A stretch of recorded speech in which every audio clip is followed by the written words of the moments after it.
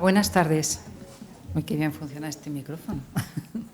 Bueno, como sabrán todos, estamos en la Semana de la Ciencia y de la Investigación, en la 23ª ya, y alrededor de la convocatoria de esta Semana de la Ciencia, pues numerosas instituciones programamos diversas actividades. En este caso, la Biblioteca Regional ha programado una conferencia titulada El cerebro de Cajal, bueno, pues con la idea de que nos cuente Alberto Ferrús algo más sobre Cajal, sobre este importante investigador español, sobre lo que supuso su figura y sus investigaciones. Alberto Ferrús, que es quien nos va a amenizar con esta conferencia, es profesor emérito de investigación del Instituto Cajal del Consejo Superior de Investigaciones Científicas. Fue director entre 1993 y 96 y entre el 2007 y el 2009 de este centro. Se licenció en Ciencias Biológicas por la Universidad de Sevilla y realizó el doctorado en la Universidad Complutense. Ha trabajado durante 5 años en el Departamento de Biología de la Universidad de Yale y otras instituciones extranjeras como el Instituto Tecnológico de California, en el Weizmann en Israel, en el Centro Nacional de Investigaciones Científicas de París. Ha recibido premios como el de Mood, no sé si se... Bien, de neurogenética, y el Cornelius Weizmann por el Instituto Tecnológico de California. Además, es miembro de la Alianza DANA para la promoción de estudios cerebrales, y entre sus investigaciones y aportaciones científicas destacan la identificación de la secuencia de aminoácidos del primer canal iónico, el de potasio dependiente del voltaje, la demostración experimental de que el número de sinapsis determina el comportamiento, esto para los que tienen el público científico, sobre todo, que lo comprende bastante mejor, la caracterización funcional y estructural de una nueva proteína fijadora de calcio y, por último, la identificación de una forma de troponina involucrada en el cáncer de pulmón. Bueno, pues con toda esta experiencia seguro que nos dará una conferencia súper amena y interesante. Gracias. Gracias a ti y por las palabras de presentación. Gracias a la biblioteca por haberme invitado y, sobre todo, gracias a ustedes por haberse molestado en venir aquí a escucharme. Lo que pretendo hacer es hablarles del cerebro, en concreto de algunos aspectos que, en mi opinión, son muy importantes y son poco conocidos. No tengan miedo a palabras impronunciables o por lo menos inmemorizables, porque voy a hacerlo de una forma que se pueda entender por lo menos por la inmensa mayoría de ustedes y de cualquier otra persona que quiera escucharlo. Pero lo voy a hacer alrededor de un personaje muy singular, Santiago Ramón y Cajal. Estoy seguro que a todos ustedes les suena el nombre. Todos los pueblos de España tienen una avenida con el nombre de Avenida de Ramón y Cajal, pero dudo mucho que haya casi nadie, incluidos los concejales de urbanismo que pusieron el nombre a esa calle, que puedan describir 2 descubrimientos científicos de esta persona. A lo máximo que llegan es a suponer que, bueno, fue un médico muy famoso. Bueno, en realidad ni fue médico ni fue famoso por ser médico. Y hoy vamos a ver algunos de esos detalles de su vida. Y para entrar en materia, aquí tienen ustedes el sitio donde nació nuestro personaje, en Petilla de Aragón, un pueblecito administrativamente dependiente de Aragón, geográficamente enclavado en Navarra, y que en aquel entonces, en 1852, era un pueblo bastante respetable en tamaño, 1.500 habitantes, 2 maestros, y a este pueblo había sido destinado un cirujano de segunda, don Ramón Casasus, padre, don Justo Ramón Casasus, padre del futuro Santiago Ramón y Cajal. Este hombre es un personaje esencial en la vida de Cajal, no solamente porque fue su padre, sino porque le transmitió, entre otras muchas cosas, una disciplina de trabajo verdaderamente singular. Para que se hagan una idea de cómo fue, este hombre Justo empezó como ayudante de barbero, pero se dio cuenta enseguida de que si quería progresar en la vida tenía que aspirar a estudios más superiores. Y decidió estudiar medicina, pero vivía en un pueblecito en Huesca, tal forma que se fue a Barcelona a estudiar medicina, andando. Tardó varios meses, trabajaba en los pueblos de Entremedias, y al final volvió con ese título que ya le permitía hacer otras cosas y se convirtió en lo que hoy podríamos llamar casi un médico rural. Fue destinado, como digo, a Petilla, y aquí, en esta casa de aquí, en esta de acá, nació Santiago Ramón y Cajal y otros muchos hermanos. Fue una familia numerosa. Decía que este pueblo era decente en aquella época en cuanto a tamaño, eran, como digo, 1.500 personas. Hoy ha cambiado bastante, entre otras cosas esta calle es mucho más ancha, este edificio ya no está. Los niños no llevan boina ahora, pero tampoco hay muchos niños. Ahora viven 52 personas allí. El monte del fondo, que era con este aspecto en aquella época, hoy está cubierto por un bosque de repoblación forestal, está muy bien, pero el pueblo tiene muy poca vida, porque tiene muy poca gente. Y la cuestión es cómo es posible que una persona de origen, no relativamente, sino francamente humilde, que nació aquí, cuando falleció 82 años después en España, el acontecimiento de su fallecimiento repercute, es cubierto por todos los medios de comunicación de entonces y ocupa la primera página del que por entonces era el periódico más importante de España. ¿Qué había hecho en su vida para merecer esta notoriedad? Por cierto, es la única vez que un periódico se ha hecho eco del fallecimiento de un científico en España de esta forma. De modo que vamos a ver sucintamente qué es lo que ocurrió en la vida de Santiago Ramón y Cajal y vamos a aprovechar ese viaje por su biografía para comentar algunos aspectos de la biología del sistema nervioso, del cerebro en particular, del nuestro. Cajal tuvo una infancia un tanto problemática, era un peleón, tuvo enfrentamientos con su padre porque él quería hacer una carrera artística. Su padre, con ese empeño, consiguió finalmente que estudiara algo decente, y ese algo decente era medicina. En aquella época la enseñanza de la medicina era verdaderamente lamentable, era prebacteriana. Las discusiones en las aulas, cuando llegaban a un asunto, a un punto en el cual ya no eran capaces los profesores de dar más conocimiento, se recurría a discutir sobre el alma. De tal forma que en ese ambiente Cajal tuvo la suerte de recibir una influencia del profesor maestre que le enseñó algunas nuevas técnicas de tinciones en microbiología y en los principios de la histología. Y eso le ilusionó, pero ciertamente la medicina como profesión le defraudó profundamente. Consiguió, no obstante, acabar esos estudios. Cajal a los 16 años había sido testigo del derrocamiento de Isabel II, de la implantación de la Primera República, y en los 4 gobiernos que se instauraron en los primeros 11 meses de esa república, una de las leyes que se implantaron fue la del servicio militar obligatorio.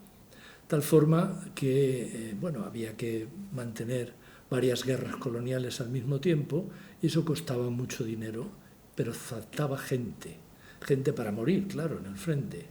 A la guerra a la cual Cajal fue enviado había costado 100.000 muertos en 10 años, solo entre militares, en Cuba.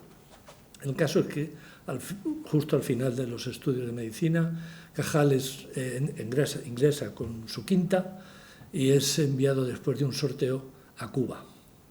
Ahí ya ha ascendido a nivel de capitán, pero según relata el propio Cajal, tiene una ilusión muy grande por ir a un sitio tan exótico como una isla del Caribe, y allí espera encontrar unas junglas con animales exóticos y en todo caso ver un paisaje que jamás había visto. Bueno, cuando llega allí se da cuenta de la realidad. Esa jungla misteriosa es en realidad pantanos infestados de mosquitos, un ejército que está prácticamente asediado en sus propios cuarteles por los guerrilleros, por los mambises. Apenas pueden circular por los caminos de Cuba, como digo. Muchos de esos militares están alcoholizados, son despóticos y están simplemente esperando volver a España lo antes que puedan. Cajal cae enfermo de caquexia palúdica, pide el regreso a España, que consigue un año después. Pasa una temporada bastante dura de recuperación, pero con el dinero que ha obtenido como capitán de sanidad en Cuba, consigue comprarse su primer microscopio, un Veric, bastante bueno, aunque no el mejor en la época, y con él empieza a hacer sus primeras prácticas de pura curiosidad en el laboratorio de su casa, porque no había laboratorios en las facultades.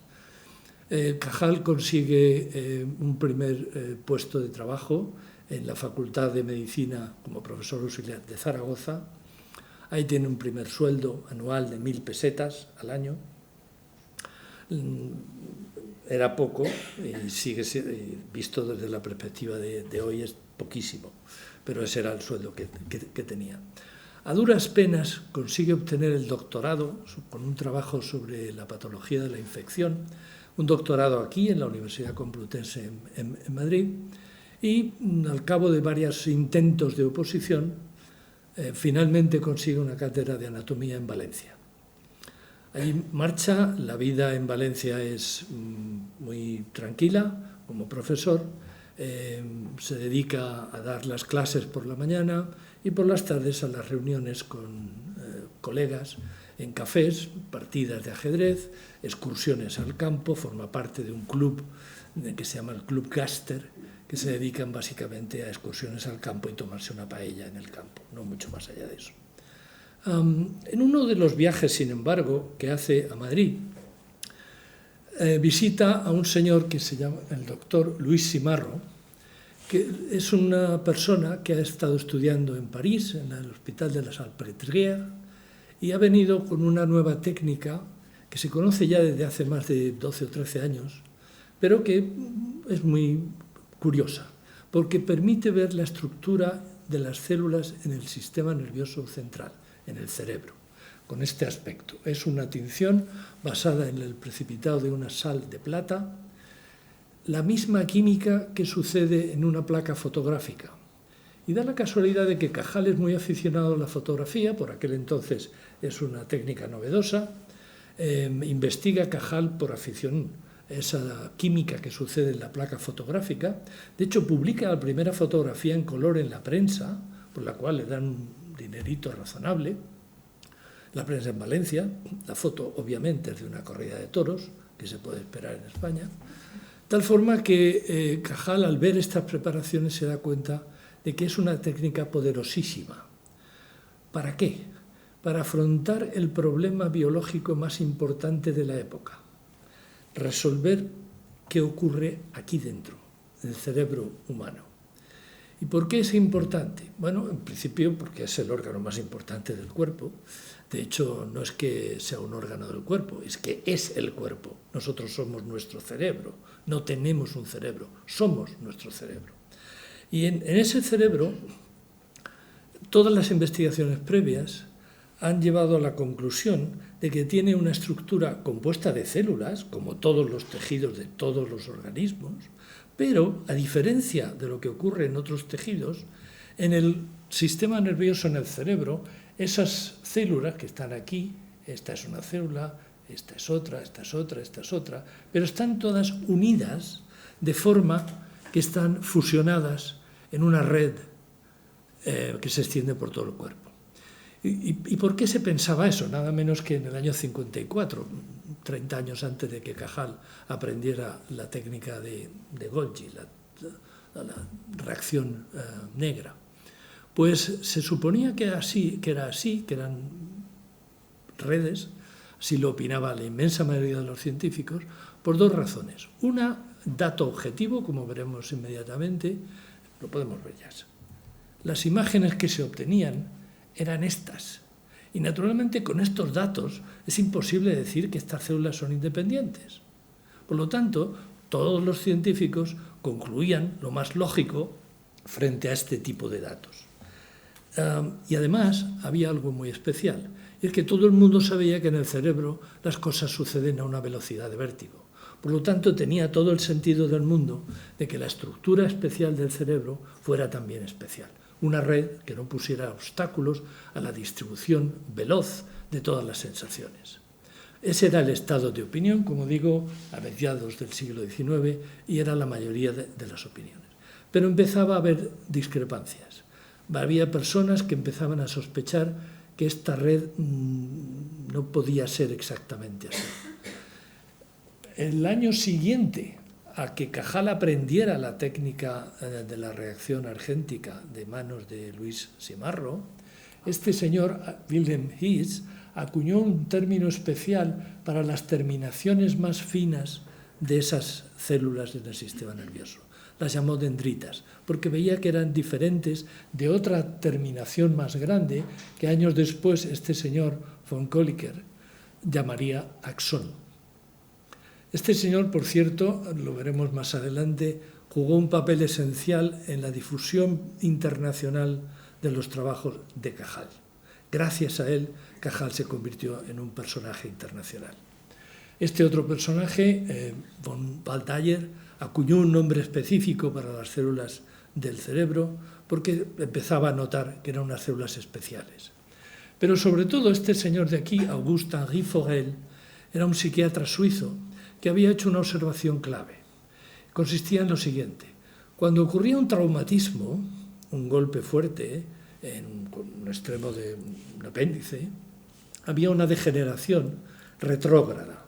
Los nervios sensoriales degeneraban. Pero él observó que la degeneración se paraba en un determinado punto, no continuaba. Y si el sistema nervioso realmente era una red, lo lógico hubiera sido esperar que esa degeneración continuase hacia el interior del sistema nervioso. Pero no ocurría. Y su razonamiento era: ¿qué pasa? ¿Qué clase de barrera hay para que la degeneración retrógrada se pare casi al nivel de la primera célula? Este hombre pudo haber roto la idea del reticularismo, sin embargo, sus hábitos de vida, murió alcoholizado, le impidieron hacer una vida profesional fructuosa. El caso es que empezaba a hervir en el ambiente científico la necesidad imperiosa de encontrar datos incontrovertibles que resolvieran definitivamente si las células en el sistema nervioso eran independientes o por el contrario estaban unidas. Como digo, los datos era esto lo que indicaban. Como mucho se podían establecer cierto ordenamiento, esta es la corteza de nuestro cerebro, y se pueden más o menos dibujar ciertas capas en orden de las células, pero incluso con este tipo de dibujos es imposible resolver si se trata de células independientes o no. Cajal, como digo, estudió la química de la reacción negra, la comparó con la técnica de la fotografía y consiguió modificarla hasta obtener imágenes como esta. Estos son dibujos de su mano, son neuronas que se llaman piramidales, están, como digo, en la corteza del cerebro. Llegó a describir un hecho, una estructura particularmente importante que podemos ver ampliada aquí. Se trata de estas pequeñas espinas que recorren, aquí las tienen ampliada, esta zona de acá, estas espículas de aquí, en el mejor de los casos y con el mejor de los microscopios ópticos, tienen este aspecto de palillo de tambor. y que en aquella época generó cierta crítica, cierto escepticismo de pensar si no serían artefactos de precipitados extracelulares de los dicromatos de plata, sales de plata. Cajal razonaba, sin embargo, qué clase de artefactos son esos que se depositan sobre todas las dendritas, pero no sobre el axón. Así quedaban las cosas porque la técnica, la microscopía óptica, no daba para más. Este era el límite. La cuestión se continuó estudiando y ahora veremos en qué momento se resuelve. Pero Cajal, como digo, al volver a Valencia, está trabajando denodadamente. Inmediatamente se traslada por la peregrinación de todos los puestos de funcionario de la época y aún a veces de hoy, se traslada a Barcelona y allí su vida cambia radicalmente. Ya no hay excursiones de club, ya no hay excursiones al campo, trabajo, trabajo y trabajo. En el laboratorio de su casa tiene una idea genial. Es, en lugar de mirar la estructura del sistema nervioso adulto, miremos la estructura del embrión, cuando se está formando el sistema nervioso. Y lo que tienen aquí es una imagen directa de una preparación original de Cajal, que está accesible, están conservadas. Es un corte transversal de un embrión de pollo. Lo que ven aquí es una neurona que ha nacido aquí, tiene su cuerpo celular aquí fuera, y está enviando un extremo para cruzar la línea media ventral y salir por el lado contralateral. Y Cajal nota esta estructura tan peculiar de aquí. La describe con un lenguaje muy vívido. Es una estructura que está embistiendo como una cabeza de carnero contra los obstáculos que se encuentra en su camino hasta encontrar su diana final. Cajal no vio jamás un cono de crecimiento vivo. Todo su material era material fijado, está muerto. Sin embargo, deduce perfectamente que esto tiene que ser una estructura dinámica. En este momento, con este descubrimiento y otros muchos, se va al Congreso de la Sociedad Europea de Anatomistas en Würzburg, en Alemania, y allí entra en contacto con von Kolliker.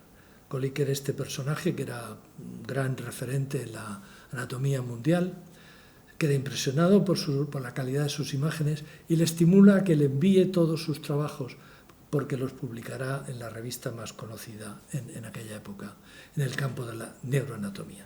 A partir de ese momento, Kolliker será el valedor internacional de Cajal. Ese viaje, esa asistencia a ese congreso, se lo pagó Cajal de su bolsillo. No había presupuestos para asistir a congresos en aquella época y ahora incluso están también disminuyendo, por cierto. Bien, el caso es que hoy podemos conocer con más detalle lo que ocurre en esta estructura, el cono de crecimiento, así lo acuñó, y podemos poner nombres a los tipos de proteínas que componen esa estructura, y hoy sabemos por qué esta parte coronal de aquí es tan dinámica, tiene esas estructuras en forma de dedos que se extienden, mientras que esta otra estructura de acá es mucho más rígida. Esto está compuesto de tubulina, esto está compuesto de actina, que son proteínas mucho más lábiles, se pueden desmontar y reconstruir muy rápidamente.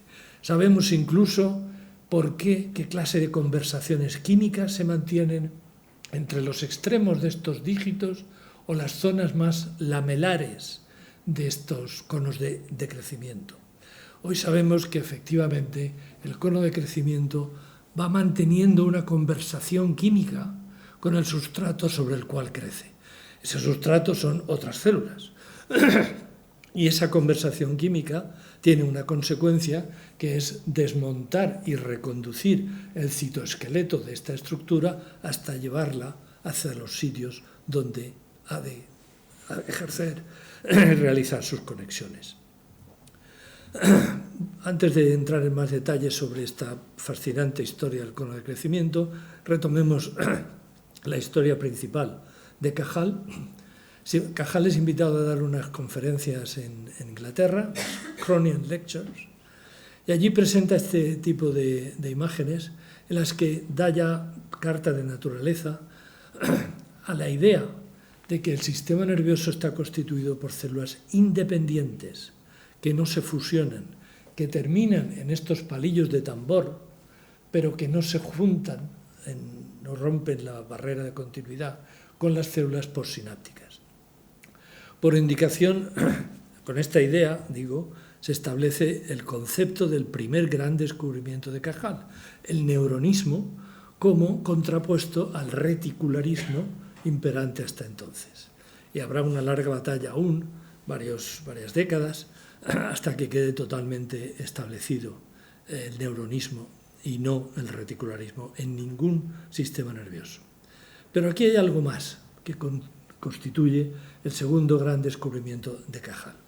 Decía que por indicación de Kolliker, para esta lecture, le sugirió que le dieran un aspecto funcional.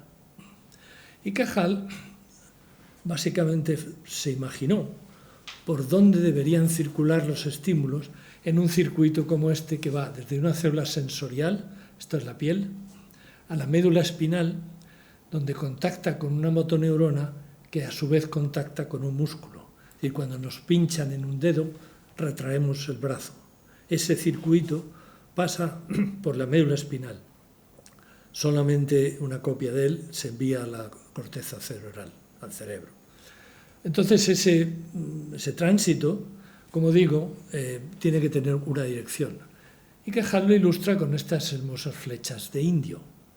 Esas flechas dan idea del dinamismo con el cual funcionan las células del sistema nervioso. Y ha acuñado un nuevo término, la polarización dinámica. Es otro gran descubrimiento de una persona que estudiaba la estructura del sistema nervioso, pero que no había visto funcionar una neurona jamás. No era un electrofisiólogo. Cajal era un anatomista. De modo que esta es la segunda de los grandes descubrimientos de Cajal, por el cual se hizo famoso. La discontinuidad, sin embargo, entre dos células, requiere un nombre. Y ese nombre no lo acuñó Cajal, lo acuñó este señor de aquí, Charles Sherrington. Charles Sherrington era un electrofisiólogo, era un maniático de medir los tiempos por los cuales tarda una señal en moverse de un extremo a otro. En concreto, en esta imagen de acá, Sherrington medía el tiempo que va desde una estimulación aquí en la piel hasta una contracción en el músculo. Recuerden el pinchazo en una mano y la retracción de la misma. Y él midió también la velocidad de conducción dentro de una sola célula. Se encontró con la desagradable sorpresa de que le faltaban 2 milisegundos. ¿Dónde se pierden esos 2 milisegundos? Su razonamiento fue el siguiente. Si las células, como dice Cajal, son independientes, esta señal tiene que saltar de una célula a otra. Esa señal tiene que transformarse para dar el salto de una neurona a la otra. Y en eso se consume tiempo. Y al consumir tiempo significa que tiene que haber una maquinaria especial para hacer esa transformación. Debemos darle un nombre. Y así acuñó el término de sinapsis. Un término muy afortunado. En ciencia, a veces, el encontrar el nombre adecuado es el 80% del éxito. Sherrington tenía un colega que hablaba griego, fluido. Le preguntó cómo llamaríamos en griego la unión íntima entre dos células, una especie de abrazo, sinaptos. Y ahí nació el nombre de sinapsis. Hay algunos cuentos, chascarrillos quizás, de que Cajal había inventado o había usado un nombre muy español, que es el beso. Pero en toda mi vida profesional no he conseguido encontrar ninguna publicación ni ningún texto donde efectivamente se utilizase ese nombre. De modo que la historia oficial es esta. Sherrington acuñó el término de sinapsis para describir lo que Cajal había descrito como la interrupción entre dos células. Por cierto, entre paréntesis, Charles Sherrington hizo otro descubrimiento fundamental, que fue la señalización de la inhibición. En tiempos de Cajal, las ideas eran que las señales se excitaban una neurona a otra, y esta a otra, y esta a otra, y la señal circulaba por un determinado camino, de célula a célula. pero no parece que nadie, ni Cajal ni otros contemporáneos, tuvieran la idea de la inhibición como una señal activa, es decir, una neurona que al disparar provocase en la otra neurona a la cual contacta una reacción que electrofisiológicamente llamamos de hiperpolarización, es decir, se inhibe, se asegura de que esa célula no va a disparar. Hoy sabemos que la inhibición tiene neurotransmisores específicos y las neuronas, unas son excitatorias y otras son inhibitorias. Y gracias a ese balance de excitación e inhibición se consigue la finura en el control del movimiento. Todo músculo, para que se mueva adecuadamente, rápido o lento, necesita una señal que lo excite, pero otra que lo inhiba dependiendo del movimiento que se quiera hacer. De modo que ese descubrimiento de la inhibición es conceptualmente esencial y se debe a Sherrington. Hubiera sido maravilloso que estas dos personas fueran colegas en el mismo instituto, pero en España prevaleció la neuroanatomía, mientras que en otros prevaleció la electrofisiología. Debo decir que desde entonces data prácticamente una especie de animosidad mutua entre anatomistas y electrofisiólogos. Han pasado décadas en las que cada uno creía tener el secreto de cómo funciona el sistema nervioso. La verdad es que ni unos ni otros tienen todo el conocimiento necesario. Ambos son imprescindibles. La paz se hizo entre esas dos grandes escuelas cuando apareció un tercer enemigo a batir, el de los neurobiólogos moleculares. Otra tercera casta que entró en liza y que provocó, como digo, un cierto equilibrio entre estas dos visiones del sistema nervioso. Bien, sigamos con nuestra historia.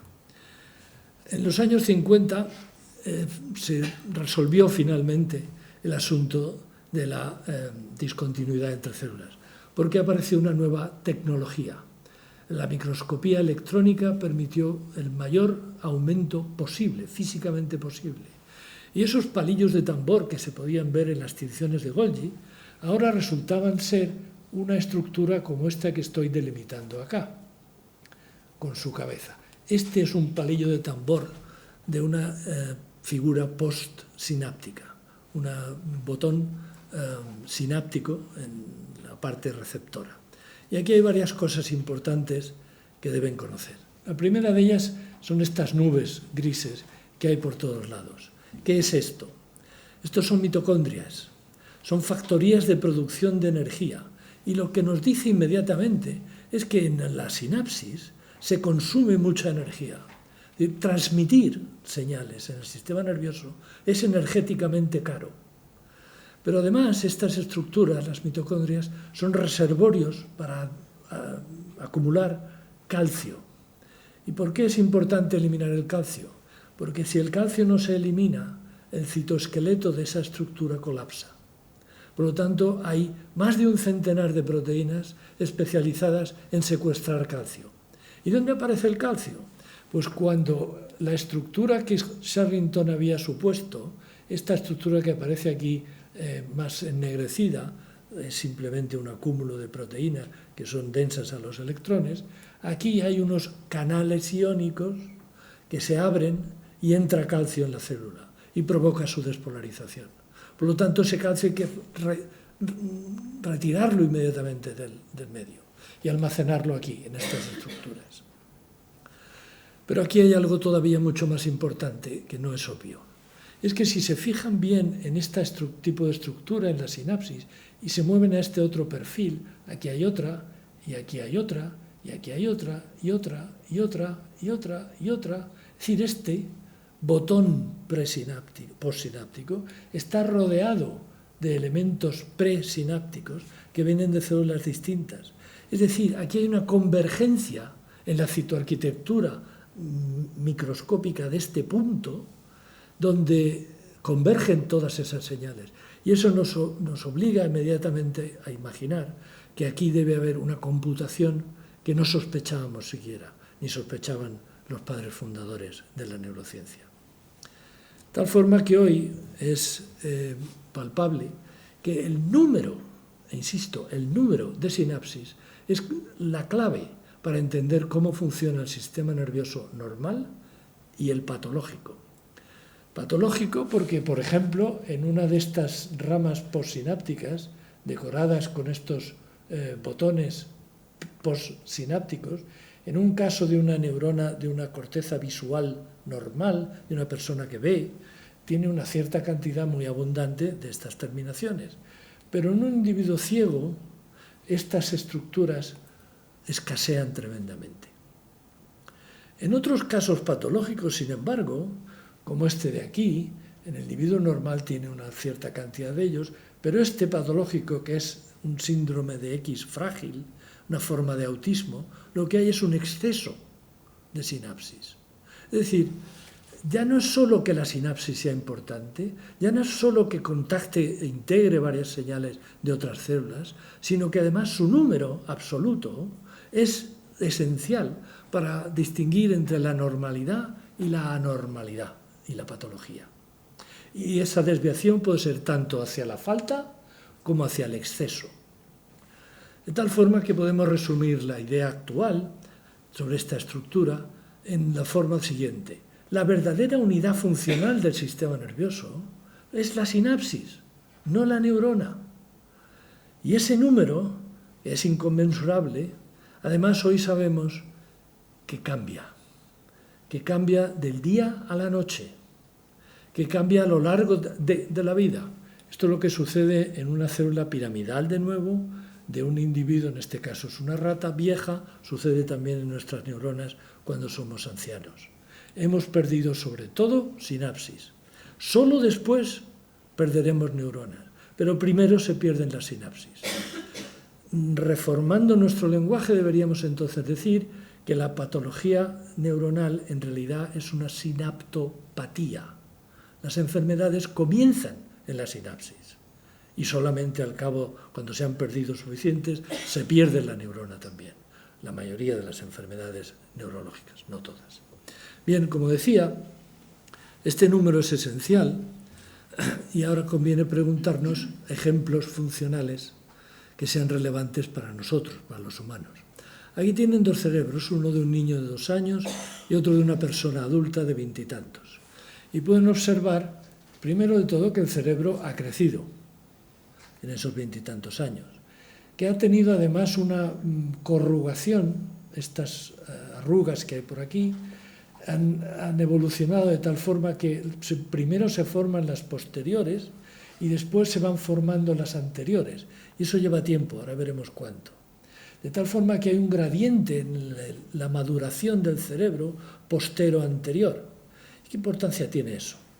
Es decir, lo que estamos diciendo es que esta parte frontal es la última en madurar. ¿Y qué ocurre en esa parte frontal? Pues, entre otras cosas, evaluamos las consecuencias de un hecho antes de hacerlo.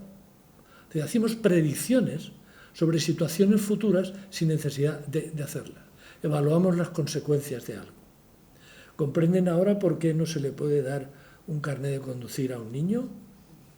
Porque no sabe para qué sirve un coche. Lo puede manejar, pero no sabe para qué. Por cierto, en muchos países se les puede dar un fusil a estas edades. En fin, el caso es que en unas condiciones normales, durante ese periodo ocurre algo maravilloso en el cerebro, y es que crece. Desde el nacimiento hasta la senectud, el cerebro ha crecido aproximadamente 3 veces. Hasta los 15 o 16 años está creciendo. Y está creciendo fundamentalmente añadiendo más ramas y más sinapsis. No tanto añadiendo células, algunas se añaden ciertamente, pero sobre todo aumentando el número de conexiones, en unos lugares, en otros reduciéndolas. Y, por cierto, que hay un problema con los colores, veo, notarán que en varones y mujeres hay una diferencia a favor de los varones. Como tengo cierta experiencia con audiencias antes de que las señoras me salten al cuello, tengo que recordarles que el tamaño del cerebro es proporcional al tamaño del cuerpo, al peso del cuerpo.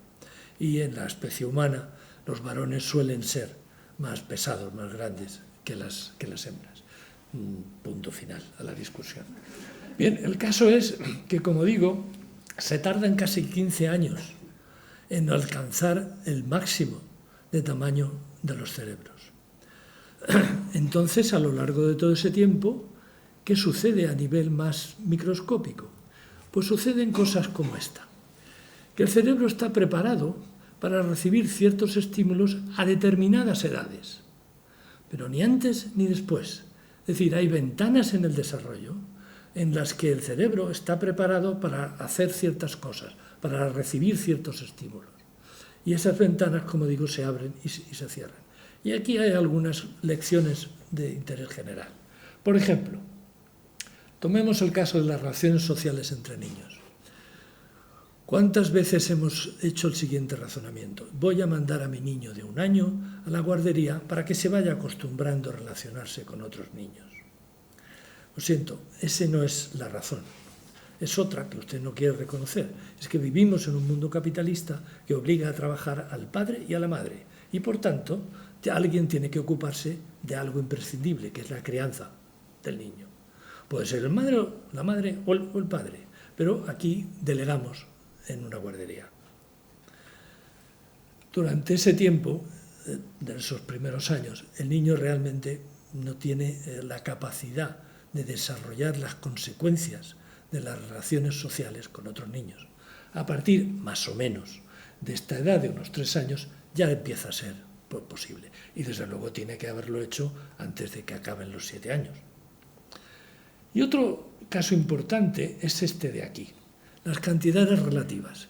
A final de los años 60, a principios de los 70, hubo sobre todo en Estados Unidos un movimiento por el cual se promovía en las escuelas la estimulación precoz. Vamos a enseñarle matemáticas a nuestros hijos de 2 años. Aquello fue un rotundo fracaso. Se gastaron millones y millones de dinero las familias por esas clases prematuras de matemáticas a los niños. Y hoy sabemos por qué. Una cosa como que 2 es menos que 4, no está el cerebro preparado de un niño hasta más o menos esta edad. Por lo tanto, intentar enseñarle aritmética o menos aún matemáticas a estas edades es sencillamente un desperdicio de tiempo y de dinero. Es absurdo. Pero era muy tentador para los padres pensar que iban a hacer de sus niños un genio. No se puede luchar contra la biología. De modo que este tipo de cosas y otras más, a mi modo de ver, deberían haber impregnado los sistemas educativos de muchos países desde hace mucho tiempo. Pero lamentablemente esto no sucede nunca. Siempre va con retraso. Y a lo más que se llega es decir, sí, qué interesante, qué curioso.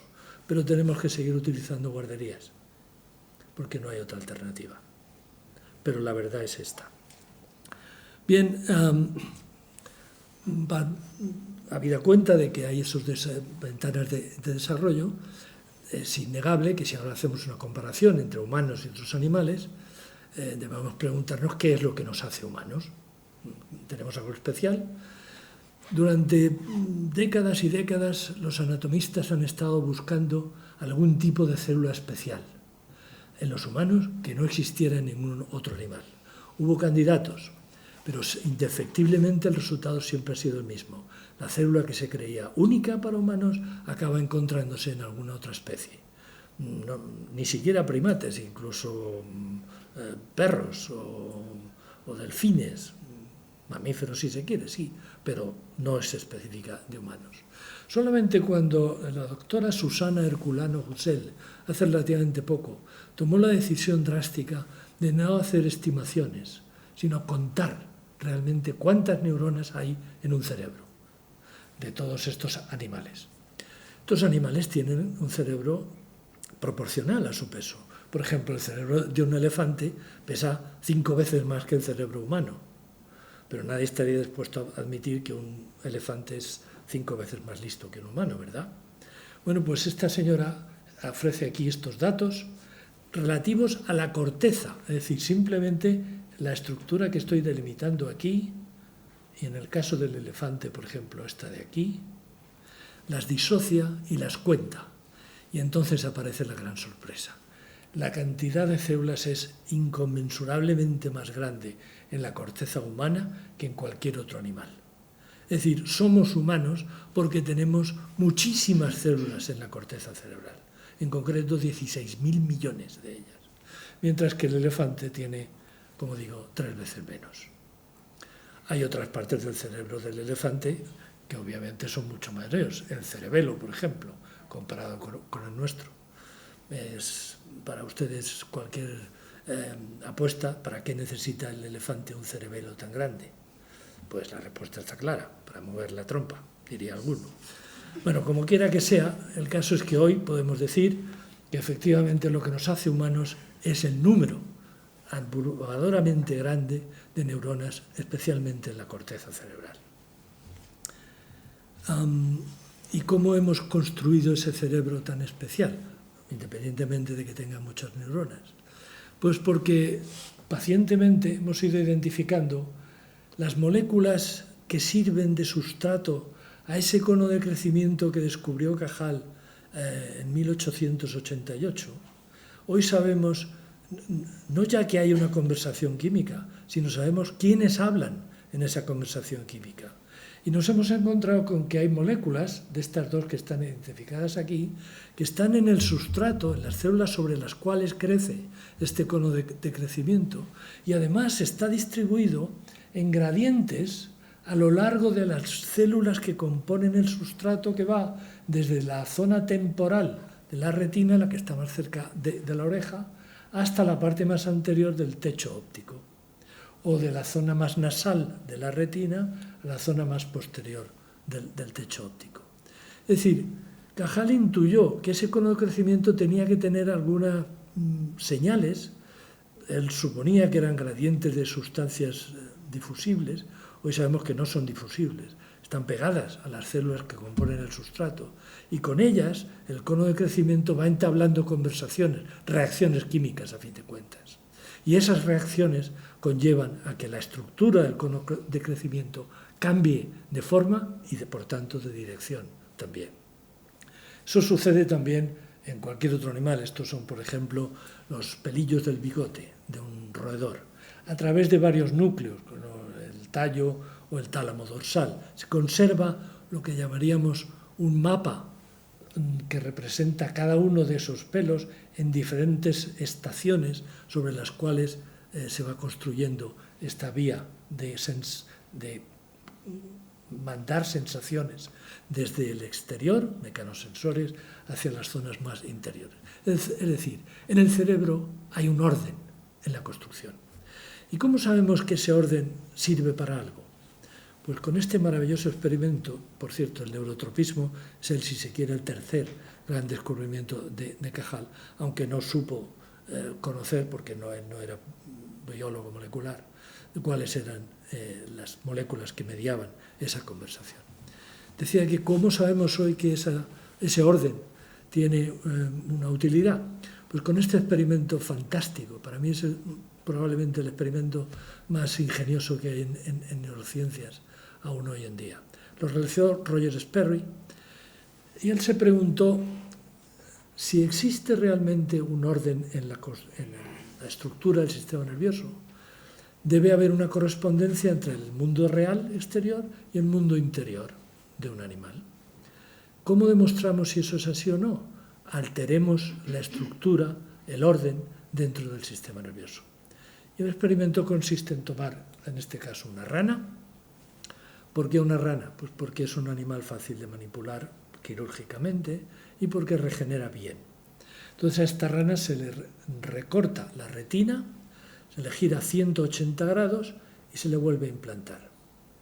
Entonces esta retina girada a 180 grados vuelve a proyectar a los sitios donde químicamente su identidad, cada una de las células de la retina, le había dictado. Es decir, las zonas temporales se irán a las zonas más anteriores del tectum.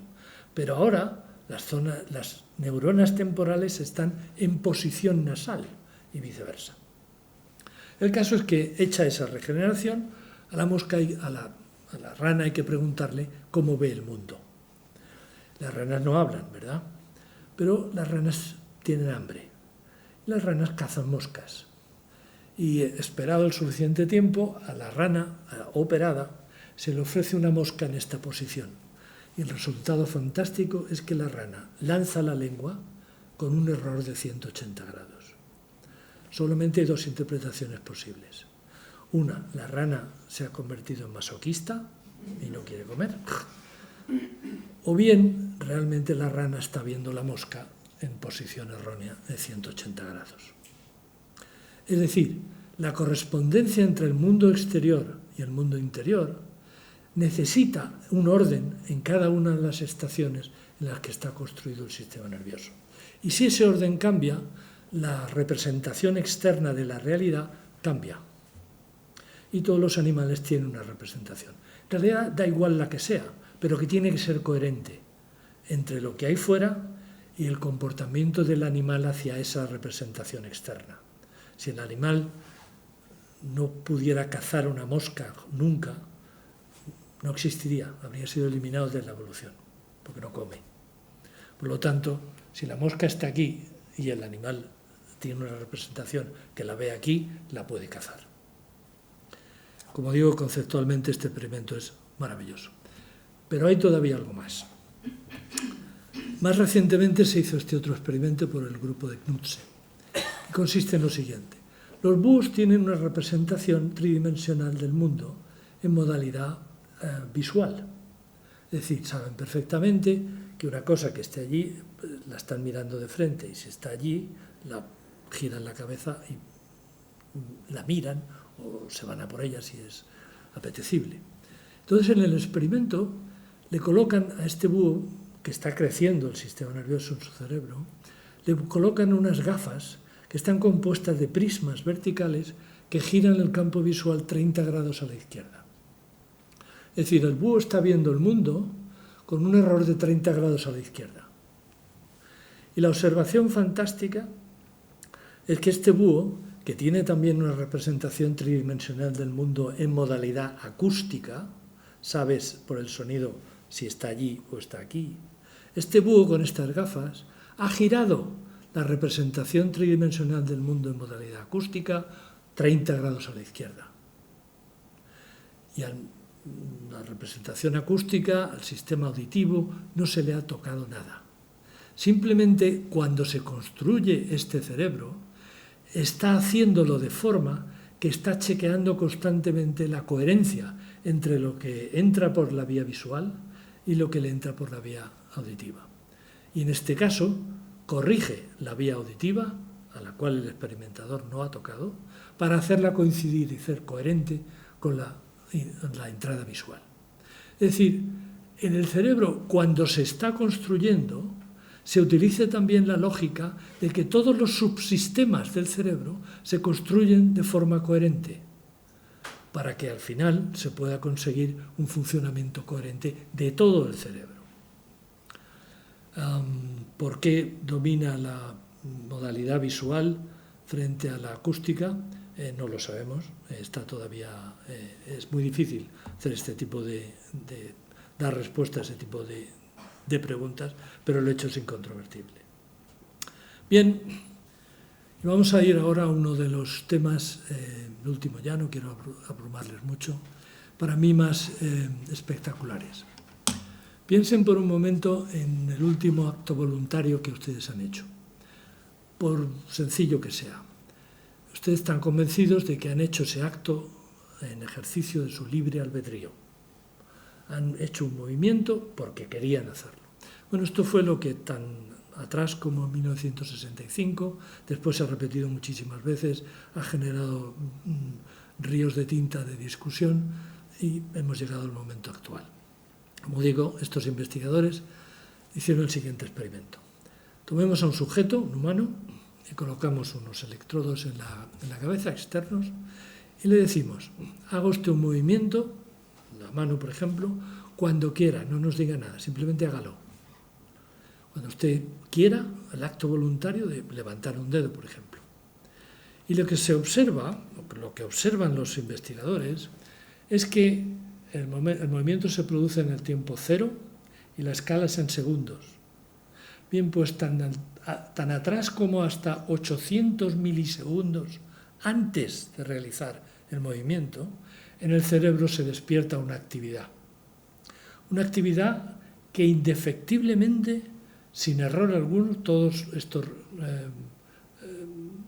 trazados son casos independientes, indefectiblemente acaban con un movimiento que llamamos voluntario.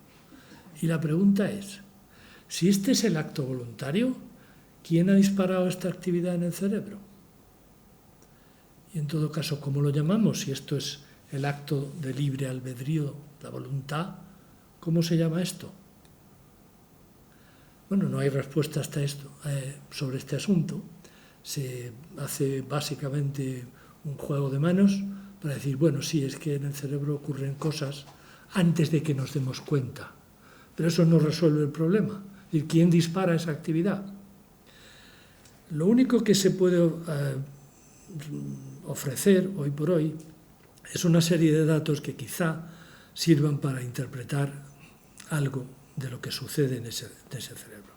Y esos datos están basados en mediciones hechas en el cerebro de un mono, en el cual se han podido colocar electrodos ya profundos, donde se mide el tiempo que va entre la entrada de un estímulo y la ejecución de un movimiento. Para que lo entiendan más fácilmente, imaginen que ustedes son un paparazzi que está esperando en un árbol con una cámara de fotos a que por una ventana aparezca el artista al cual le quieren hacer una foto pillándolo infraganti. Están preparados con la cámara, están mirando por la ventanita, tienen el dedo puesto en el disparador y están apuntando hacia la ventana. En el momento en que aparezca, ustedes van a apretar inmediatamente el botón. Y la pregunta es, ¿y eso cuánto tiempo lleva? Bueno, pues lo que vamos a ver ahora es el tiempo que va desde que aparezca en la retina esa imagen del artista hasta que finalmente el paparazzi dispara la máquina de fotografía. Y vean los tiempos. En la resolución de la retina ya se han gastado 20 milisegundos. Núcleo geniculado lateral ya se han consumido 30. En el área visual primaria, 40 milisegundos. Otras áreas visuales, sucesivamente más tiempo, hasta que en esta zona se resuelve, ya se ha identificado que es la cara. Y en la corteza prefrontal se toma la decisión de esta es la cara que quiero, voy a disparar. Se manda la señal a la corteza premotora, a la corteza motora, a la médula espinal y finalmente se aprieta el disparador. 180 milisegundos. Es decir, no es instantáneo. Todo lo que sucede en el cerebro requiere tiempo. Y además debo decirles que este es un cerebro muy simple. Nuestro cerebro es mucho mayor que el de un macaco. Por lo tanto, el paparazzi tardará más de 180 milisegundos en disparar. Suponiendo que el paparazzi tenga un cerebro humano, podría tener el de un macaco, pero para el caso da igual. El caso es que se tarda tiempo en desarrollar toda la estructura funcional necesaria para que en el cerebro ocurran cosas que nosotros llamamos actos voluntarios. Por lo tanto, es posible que en el experimento anterior que les decía del movimiento voluntario, se tarde en construir una imagen que enviaremos a un lugar que llamamos realización de la consciencia. Pero no olvidemos de que ha habido una actividad previa, para la cual no tenemos nombre, ni tenemos ni siquiera mecanismos de cómo funciona. Este es uno de los puntos más relevantes de los que le quería contar. Volvemos ahora a la historia de nuestro personaje, porque para la sociedad española tiene una importancia importante lo que ocurrió con él y con su escuela. Cajal tuvo una, digamos, cierta suerte de fallecer en el año 34, 2 años antes de que estallara la guerra civil aquí. Toda esa escuela, que aquí está fotografiada en 1915, desapareció. Y desapareció por diversas razones. A unos los fusilaron, por ejemplo, al doctor Villaverde lo fusilaron por derechista, lo fusilaron al bando republicano. A los otros tuvieron que huir por unas razones o por otras, casi siempre políticas. De los muchos estudiantes que Cajal tuvo, algunos fueron verdaderas lumbreras de su tiempo y la neurobiología en el mundo les debe mucho. Francisco Tello, por ejemplo, fue el padre de la anatomía patológica. En aquella época, en los años 30 y tantos, los hospitales en España tenían un departamento de anatomía patológica. Consistía en que cualquier persona que fallecía en el hospital se hacía una serie de preparaciones de diversos tejidos, con lo cual se creaba un banco de datos espectacular. Hubiera sido de un valor enorme para hacer diagnósticos a posteriori y para servir de material valiosísimo para las futuras generaciones de médicos. Aquellos materiales en todos los hospitales de España fueron destruidos por indicaciones de la Iglesia Católica. No se podían, era peligrosísimo mantener materiales humanos en los hospitales, a la basura con todo. Francisco Tello fue purgado políticamente, languideció en su casa, aquí en Madrid, hasta su muerte en los años principios de los 50. Gonzalo Lafora descubrió un mecanismo de una enfermedad que lleva su nombre, la enfermedad de Lafora, una enfermedad metabólica, pero sobre todo fue el padre de la neuropsiquiatría, el padre de la neuropsiquiatría en Estados Unidos, porque fue a donde emigró. Domingo Sánchez también se quedó aquí en Madrid, se jubiló en plena guerra civil y languideció en su casa, pero fue el artífice de todo el análisis estructural del sistema nervioso en insectos, un análisis comparativo espectacular que permitió dar carta de naturaleza a los hallazgos en otros animales, la universalidad de esas estructuras, de la discontinuidad entre neuronas, de la existencia de esos botones sinápticos en muchos otros organismos, incluso de circuitos que median, por ejemplo, la visión en muchos insectos. Lorente Denot fue una persona que transitó de la anatomía a la electrofisiología y él creó una verdadera escuela con conceptos tan importantes como la neurotransmisión en bloque, un fenómeno que sucede en grandes redes del sistema nervioso, y sus trabajos son ahora referencia para cualquier electrofisiólogo, pero todo ese trabajo lo hizo en Estados Unidos. Fernando de Castro fue el último de los directores, trabajó en el cuerpo carotídeo.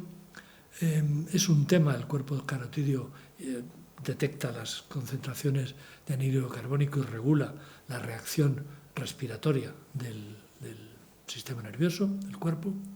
Fue un tema que fue galardonado con el premio Nobel, pero ciertamente no fue para Fernando de Castro. Era la época en la que España estaba proscrita, era la posguerra. Finalmente, el discípulo quizá más conocido de Cajal, Pío del Río Ortega, fue el descubridor de un tipo especial de glía que se ha revelado, la microglía, esencial para multitud de funciones normales y patológicas en el sistema nervioso. Hizo los primeros descubrimientos aquí en Madrid, tuvo ciertos desencuentros con Cajal, pero Cajal siempre respetó su valía, fue sin duda un alumno aventajado, descubrió nuevos métodos de tinción, pero tuvo que hacer todo su trabajo posterior en Argentina, de donde no regresó nunca. Toda esta escuela hubiera podido dar lugar a una sociedad neurobiológica en España envidiable. Nada de eso quedó. Por no quedar, no queda ni siquiera el consuelo de tener una institución que fuera, como, por ejemplo, un museo donde las generaciones de estudiantes actuales pudieran no solamente ver unas preparaciones que tienen ya casi 100 años, sino entender qué significaba aquello en aquellos tiempos y qué consecuencias tiene para hoy. Un museo que sirviera de aula didáctica. Pero no lo busquen porque no existe ese museo en España. De modo que es un poco triste, pero hay que reconocer que nuestra sociedad española se ha llevado muy mal con la ciencia siempre. Y este es uno de los ejemplos, quizá el más paradigmático, pero ciertamente no el único. De modo que yo confío en que las nuevas generaciones intenten por lo menos corregir esto de alguna forma. Y con esto acabo, les agradezco mucho de nuevo su atención y espero responder a sus preguntas si tienen alguna. Muchas gracias.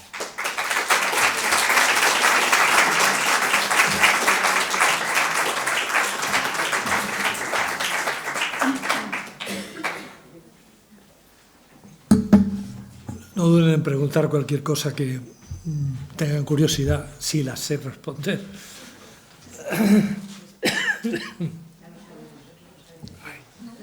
Hay una pregunta por allí lejos.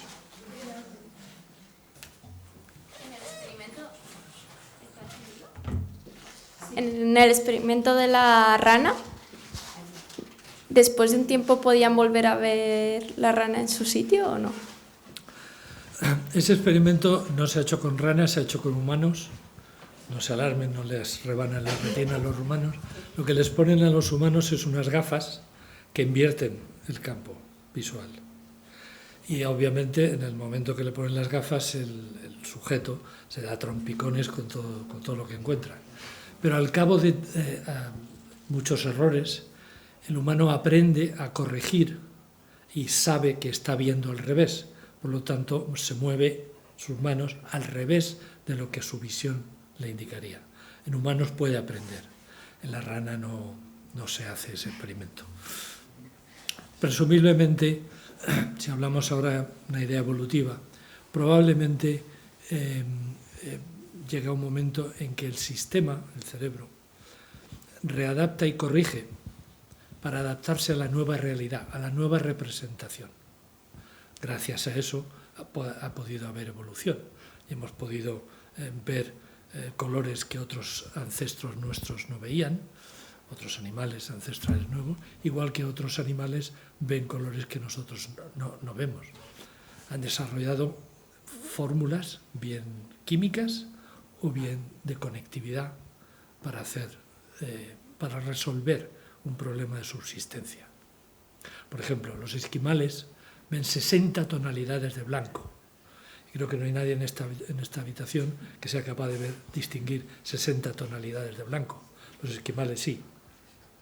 Y no es porque tengan pigmentos distintos, es porque combinan sensaciones de intensidad de color, contraste, temperatura del color, se llama así, temperatura del color, y les dan nombres distintos, hasta 60. Porque han visto muchos tonos de nieves y de hielos distintos. A un mediterráneo no ha visto más que 2 o 3, como mucho. Había por ahí una. Hola, buenas tardes. Yo quería agradecerle la conferencia porque me ha parecido muy interesante.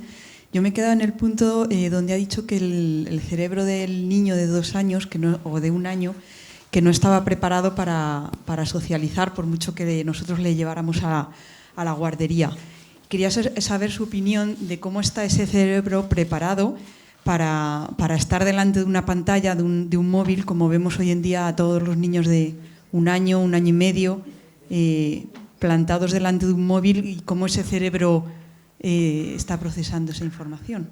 Por ponerlo en términos que todo el mundo lo entienda, estamos haciendo un experimento masivo con la especie humana, cuyas consecuencias veremos al cabo de un cierto tiempo. Pero ciertamente es un experimento bárbaro, porque es un tipo de estímulos que la especie y nuestros ancestros no han visto jamás.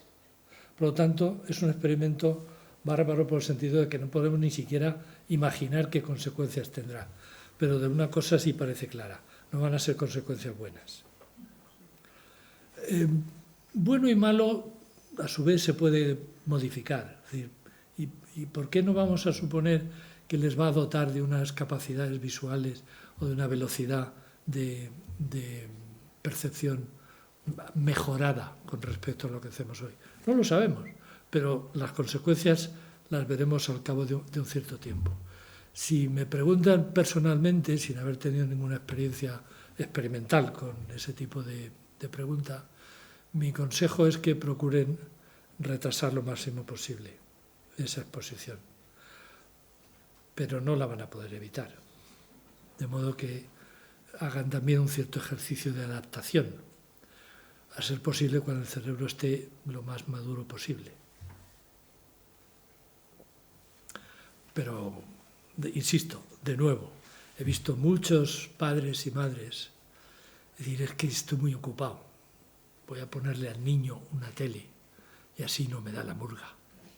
Se venden coches con televisor en la parte de atrás del asiento para que el niño no moleste preguntando ¿cuándo llegamos?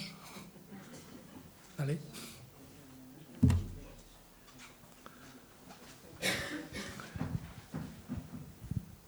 Buenas, muchísimas gracias por la conferencia.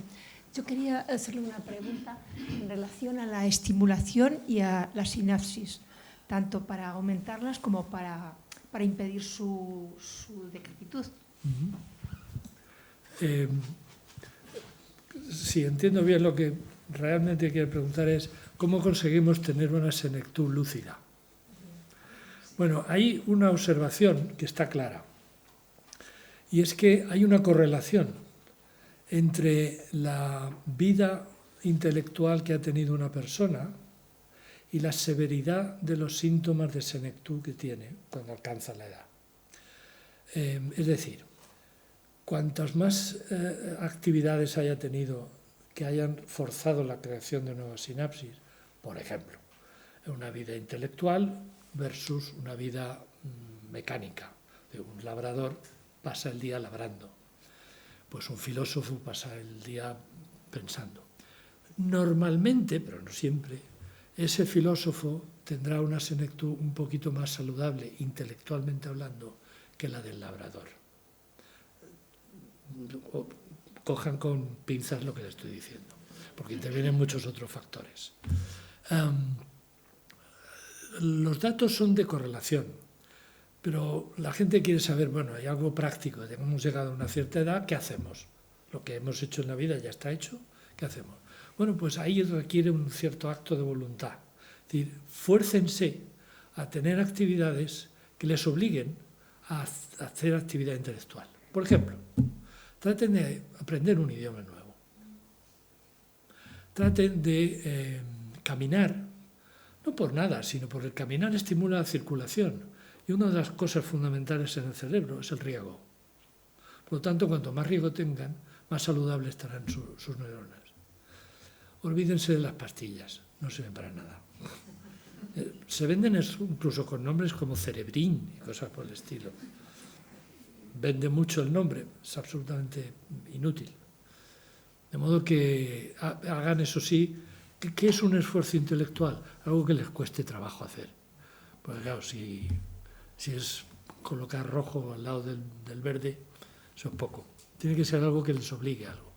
Aprendan una danza nueva, aprendan un juego de ajedrez o el Go o cualquier otro que sea nuevo. Actividades, como digo, que les obliguen a forzar el uso del cerebro. Dicho de otra forma también, no pasen cada vez menos tiempo posible mirando la tele, donde uno es literalmente un vegetal que le vierten encima cosas que a veces ni le interesan a la persona, pero simplemente está sentado en un sillón.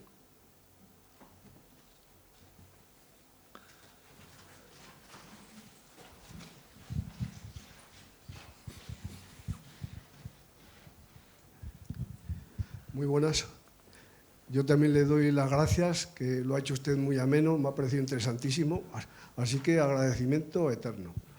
Y yo quiero incidir en el papel de Cajal como ciudadano ejemplar, que conozco la anécdota esa, que supongo que es cierta, que le quisieron subir el sueldo cuando lo nombraron director de no sé qué y se lo rebajó él. Digo, no, es demasiado, porque veían cada peseta el sudor del campesinado español, y que creo que esto tendría que estar en el frontispicio de todos los centros oficiales y de todos los pedigüeños y subvencionados y sueldos.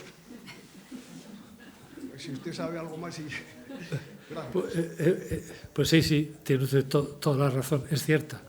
Tan cierta como que en el Instituto Cajal En el hall tienen ustedes una reproducción de la carta con la cual el ministro de Instrucción Pública le nombra primer director del Instituto Cajal con un sueldo de 3.000 pesetas al año. Cajal pidió que se lo rebajaran porque le parecía mucho. De modo que no hay muchos precedentes de eso.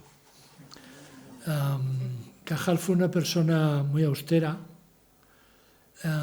Tuvo también mucha conciencia de clase social, pero sobre todo fue muy crítico con básicamente ciertos estamentos de la sociedad española. Él describe en sus memorias lo que para él eran las auténticas razones por las cuales España perdió todas las colonias, el desastre del 98, y lo dice sin ambages. Dice, no podíamos ganar a un país donde la clase más abundante eran los químicos y los ingenieros, se refería a Estados Unidos, frente a un país que se dedicaba a básicamente rezar y a cantar, básicamente. Él tiene palabras muy duras para cuando fue a Cuba, embarcó en Cádiz, de modo se trasladó desde Zaragoza a Cádiz, y para ir desde la dársena del puerto al barco había que alquilar una barquita. Lo intentaron engañar 3 veces, estafar. Era como si toda la ciudad de Cádiz viviera en un patio de monipodio, básicamente. De tal forma que Cajal tiene también otras muchas notas sobre la gran cantidad de talentos que se pierden por falta de educación no recibida y que van a parar como los ríos al mar. De tal forma que sí, es cierto que tuvo una visión muy crítica, se negó a admitir un puesto como ministro de Instrucción Pública, entre otras cosas, porque no quería ser partícipe de los arreglos políticos de la época, que por cierto son muy parecidos a los que siguen existiendo. Recuerden que los 11 primeros meses de la República Federal hubo 4 gobiernos en 11 meses. Los siguientes 20 años tampoco fueron mucho más esplendorosos. El reinado de Isabel II, 30 y pico años, consumió 60 gobiernos. Claro, España ha sido un país fundamentalmente inestable desde el punto de vista político y Cajal lo reconoció y lo dejó por escrito. Hay quien sospecha que probablemente esa sea una de las razones por las cuales no existe ni Museo Cajal ni puñetas parecidas. Cajal dejó bien claro que él quería ser enterrado en el cementerio civil. La familia, justo terminada la guerra civil, se apresuró a trasladarlo al cementerio católico. Allí languideció la tumba hasta casi romperse los mármoles, se perdieron las piedras. Y solamente hace 10 o 12 años se restauró un poco la apariencia. Se limpió, se pusieron letras nuevas. Pero ciertamente ha sido una persona, vamos a decir, yo diría incómoda para muchos estamentos en el país. A pesar de que existen calles Ramón y Cajal en todos los pueblos de España. Y quizá el hecho más simbólico es que cuando murió, su cadáver fue expuesto, el ataúd, en la Facultad de Medicina, que estaba en la Universidad de San Carlos, en Atocha, en la calle Atocha. Ahora es el Colegio de Médicos y el edificio pertenece a la Comunidad de Madrid. Bueno, al entierro no asistieron autoridades, pero la masa de estudiantes era ingente. Forcejeaban por llevar el ataúd de ellos, los estudiantes.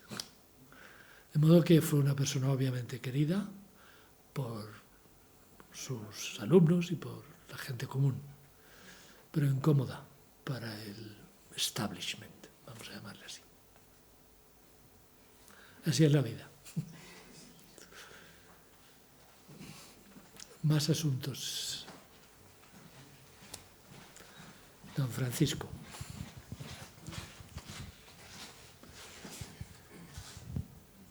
Pues muchas gracias por una gran charla, muy ilustrativa y yo creo que muy interesante incluso para los científicos. Yo me preguntaba si se supone que el número de sinapsis aumenta cuando uno tiene memoria y el número de sinapsis disminuye con la edad. ¿Las nuevas memorias que se generan tendrían menos sinapsis en personas mayores? Como sabes bien, no hay respuesta a esa pregunta. Lo que sí podemos decir es que las sinapsis cambian de número en condiciones de aprendizaje y en condiciones de olvido. Creo que no lo he dicho, pero como sabes bien, en el laboratorio hemos medido el tiempo que tarda en construirse o deconstruirse una sinapsis. Son horas, unas 12 horas. En ese tiempo se construye o se retrae una sinapsis.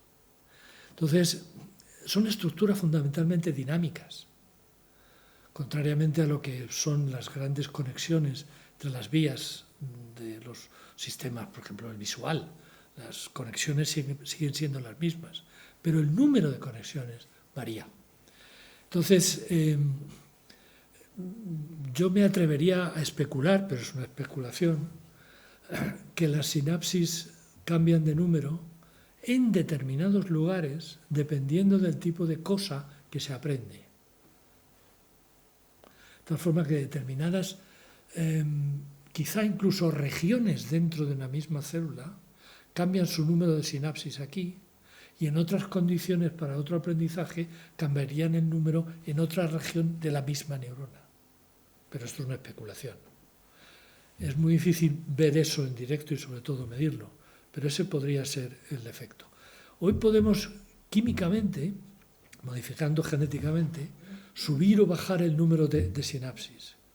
Y eso tiene consecuencias en el comportamiento, pero todavía lo hacemos de una forma muy grosera, en grandes cantidades de neuronas o en todo el sistema nervioso. Pero, por ejemplo, si se sube el número de sinapsis en todo el sistema nervioso, eso es letal. Luego, no es solo subir el número de sinapsis o bajarlo, sino hacerlo en determinadas posiciones de la inmensa red de conexiones que hay en el cerebro. Y a eso todavía no tenemos herramientas para hacerlo.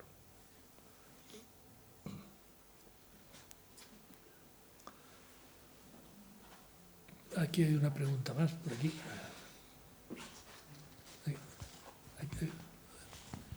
Hola, buenas tardes.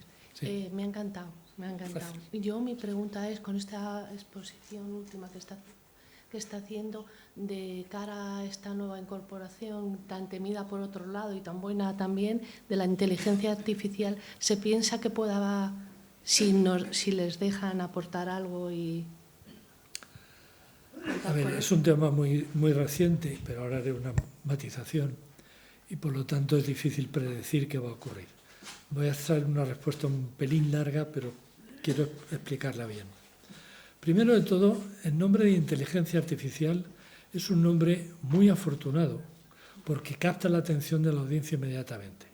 De hecho, lo acuñó un señor que era matemático, el señor McCarthy, en el año 56, porque quería dar un curso de verano en la Universidad de Rhode Island y tenía miedo de que no atrajera a suficiente público.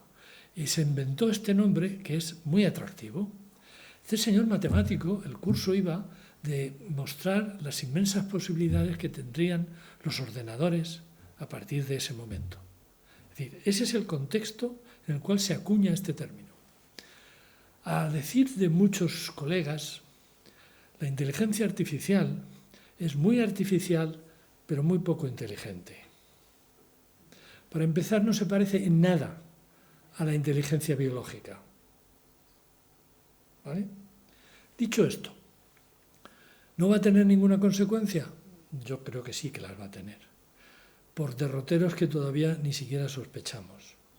Lo más inmediato, porque está sucediendo ya, es que el futuro más previsible de los cerebros humanos es que cada vez puedan ser más receptivos a prótesis electrónicas que facilitan y mejoran, entre comillas, ciertas capacidades sensoriales.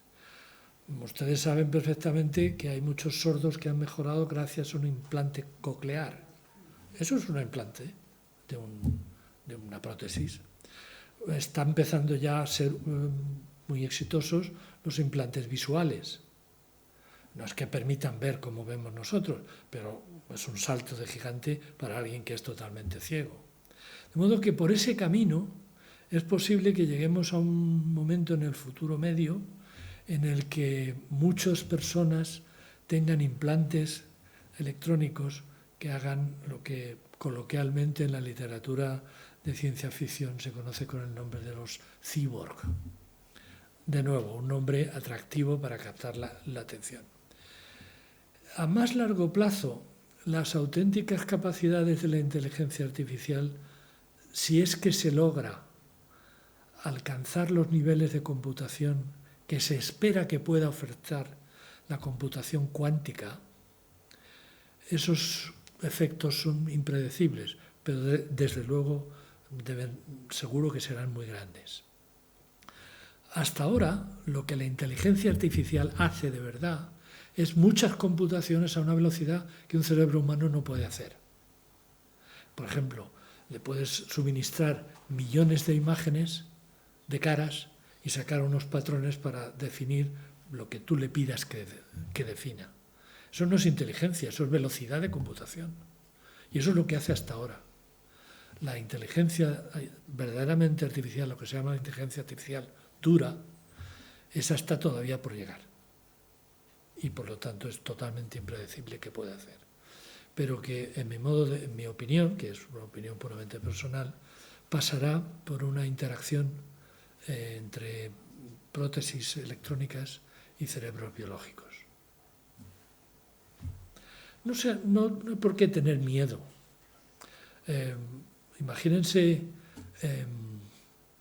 mi padre se murió pensando que los virus informáticos eran como los virus de la gripe. Y recuerdo perfectamente que me dijo, en uno de sus últimos años, que tuviera cuidado con los virus informáticos, que eran terribles, pensando en un virus de la gripe. Simplemente no podía concebir lo que era un virus informático. Hoy ya sabemos perfectamente qué es y vivimos con ellos. De modo que a mayor escala, en el futuro a más largo plazo, nos encontraremos con cosas que vistas desde nuestra perspectiva de hoy nos parecen incomprensibles, nos dan miedo. Es lógico, la ignorancia invoca al miedo.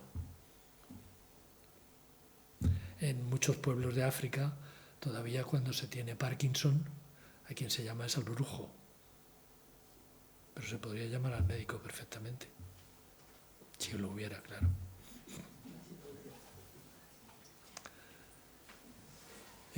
Creo que ya he abusado suficiente. Si no hay más preguntas, les agradezco muchísimo su tiempo.